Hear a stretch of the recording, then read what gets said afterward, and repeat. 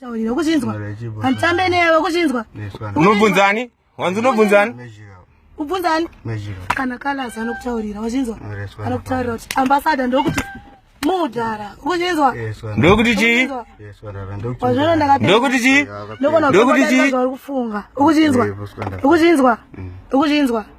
Ndokudarika kufunga kupfura zvakufunga iwe ukuchinzwa. Ukuchinzwa. Ndrafu. Kupfura zvakufunga ukuchinzwa. Ukuchinzwa. Izvo utone majita akakumirira mfana. Ungandise wewe. Ungandise wewe. Wendisire chi?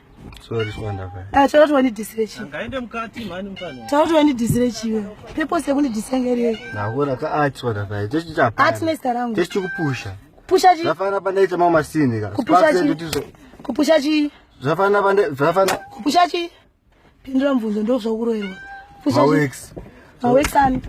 Zvafana Tipusha kuita sei mawex. Mawex ani? Mawex apa? Taurati mawex apa? Mawex emadhisi.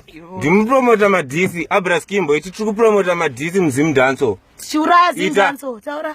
Tiri kupromota madhisi muZimdancehall. Muri kuzviitirei? Chiuraya Zimdancehall. Muri kuzviitirei? Muri kuzviitirei? Taura. Mazviitirei? Tiri kupusha. Kupushei. Pusha stara kudaita mbiri nene. Kudaita mbiri nene. Sorry Squanda. Kudaita mbiri nene.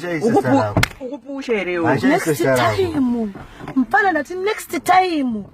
Kungodinzwa pa wati Squanda usati wapedza wanzwa Visa roko iro usati wapedza kuti nda uchinzwa nenda kuita hora uchinzwa hora inonzi hora fana kumbira regerero uchinzwa sorry Squanda nomuzenda kapedza makore manga nchigadzira steroro sorry Squanda ngondine Manduwe nomuzati kanhu kako keke kakatenderera kusvika kupi vira iyo mfana yo saka utoisa zvinhu pa internet wewe uchitanisha image apedza wondisendera chimessage chakanzi hanzi zvoni hanzi uda collab na Squanda uda collab na Squanda uda collab na Squanda wewe unogona ma collab stereki wewe unogona ma collab ambassador ndipire wa mfano wewe Truma Light are strong iyo mfana visa roko meso kuti ndiri balance handisi balance iyo mfana datupiwe Truma Light are strong iyo mfana yo kupa double clear right ukuchinzwa tamere pana uchinzwa ndokuita wasta mfana ita salute after 8 mfana